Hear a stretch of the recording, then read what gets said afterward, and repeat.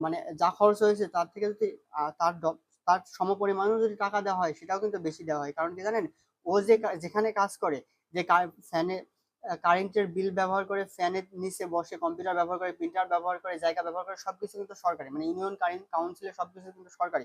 ও সেই সরকারি জিনিস ব্যবহার করেই সে কাজ করতেছে, ওর কিন্তু কিছু নেই ইউনিয়ন কাউন্সিলে। তো তারপরেও যদি আপনি ডবল ধরেন, সেটাও কিন্তু বেশি হয়ে যায়। সেই ডবলেও হচ্ছে না। দেখেন আমার থেকে কত মানে যা খরচ, 20 টাকা খরচ নিয়েছে, 200 টাকা, তার মানে কি 8 গুণ 9 গুণ টাকা বেশি নিয়েছে।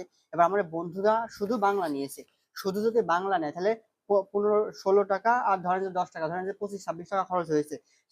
সেখানে সে 50 টাকা নিতে পারে, 50 টাকা। এবং যদি আমি ধরি যে তারা অনলাইনে আবেদন করেছে, আবেদন বাবদ আরো 50 টাকা নিবে, তো তাহলে মোট একটার পেছনে 100 টাকার বেশি কিন্তু নেওয়া কোনোভাবেই মানে কোনোভাবেই উচিত না বা গ্রহণযোগ্য না। সেখানে নিচে, তারপরে সেখানে কত টাকা নিচ্ছে, সেখানে নিচ্ছে 200 টাকা।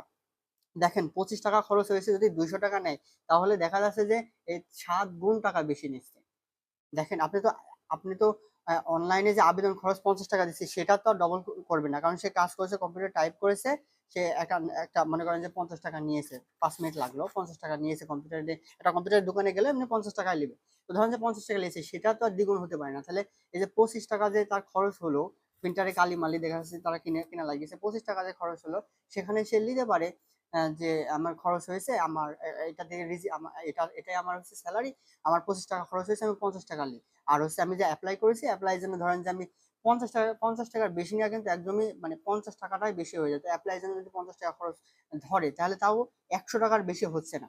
আমাদের বন্ধুদের ক্ষেত্রে বা অন্য অন্য সাধারণ নাগরিকদের ক্ষেত্রে দেখা যায় যে আমাদের গ্রাম অঞ্চলে একদম সাধারণ মানুষজন খুব একটা বেশি বোঝে না। এবং তারা যেভাবে বোঝায়, তারা গ্রামের একদম সাধারণ খেটে খাওয়া মানুষজন সেভাবেই বোঝে। এবং শহর অঞ্চলেও দেখা যায় যে এরকম সমস্যার সৃষ্টি হয়েছে। শহর অঞ্চলের মানুষজন একটু বেশি বিজি। শহর বলেন গ্রাম বলেন, সবাই কিন্তু একটা প্রাপ্তবয়স্ক মানুষ কিন্তু সবাই নিজের কাজ নিয়ে ব্যস্ত। এবং এটা নিয়ে যদি বারবার ঘুরতে হয়, তাদের কিন্তু কাজের বিঘ্ন হতে। দেখেন একটা মানুষ ধরেন যে এটা একটা একটা মানুষ ধরেন যে যত এখনকার সময় একটা প্রাপ্তবয়স্ক যতই অল্প টাকা উপার্জন করুক, যদি একদিন এটার জন্য যদি একদিন যদি তার কাজ ব্যাঘাত ঘটে, তাহলে মনে করেন যে 500 টাকা হাজিরা, 500 টাকা, 500 টাকা সে উপার্জন করতে পারে না। এখন এটার জন্য যদি 5 দিন ঘোরা লাগে, তাহলে এমনিতে তো 2500 টাকা চলে যায়।